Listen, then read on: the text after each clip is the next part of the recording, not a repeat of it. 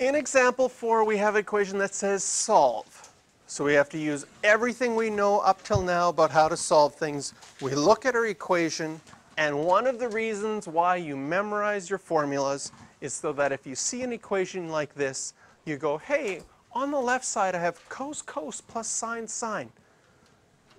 That makes me think of one of those formulas. Which one is it? And this is your nice, you can go to your formula sheet, and if this is your alpha and this is your beta, which formula is it? Cos alpha minus beta. So you could take the whole left-hand side of this equation and write it cos alpha minus beta, it's still equal to 1, over the domain 0 to 2 pi. What could you do with that? And this is sort of, when you get into complex mathematics, you take one step at a time and then you go, okay, what could I do with that? I make that 3x. That's okay. What does this remind me of? Or what do I do with this? I solve it, but how? How do I solve for x? What kind of question is this? Can't divide by 3. You might be tempted, right? Can't divide by 3 because it's inside the function. Okay? It's a multi-revolution question. How did we do those? Already forgotten. Excellent. Yeah, that was like a week ago, right? So what did we do with our multi-revolution questions? If our original domain was between 0 and 2 pi, then 3x will be between 0 and 6 pi, 3 times around. So when solving for this, we say, hey, is 1 on our pi plate? Yes.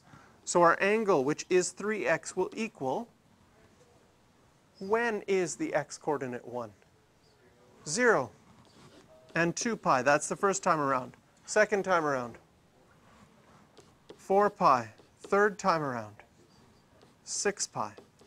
But in this case, this one is especially nasty because there's no equal sign with the 6 pi, because there was no equal sign with the 2 pi. So this one is taken out. So we only have the answers 0, 2 pi, and 4 pi, and that's equal to 3x. How would you solve for x? Divide by 3.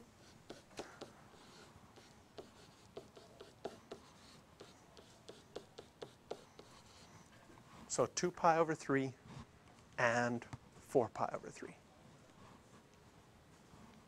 Nice. So it started as a sum and difference one. It then moved into a multi-revolution question that you could solve. Maybe you thought maybe multi-revolution at the beginning because you saw the 4 inside, but with all those other things, we had to first use our formula. Yes? We looked at this equation right here, cos 3x equals 1, and we said when on our unit circle is cos equal to 1? Okay? And so then that happens at 0 and 2 pi, and the second time around at 4 pi, and the third time around at 6 pi, but 6 pi was not in our domain, and so we had to take it out.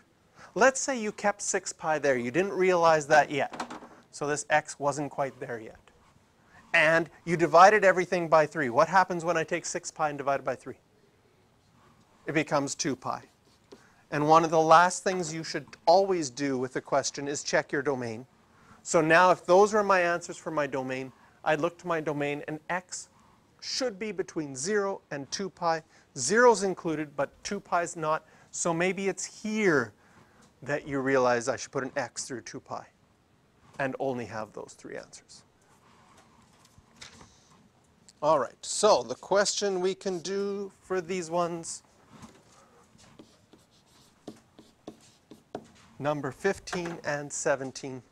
I'll give you 10 minutes right now.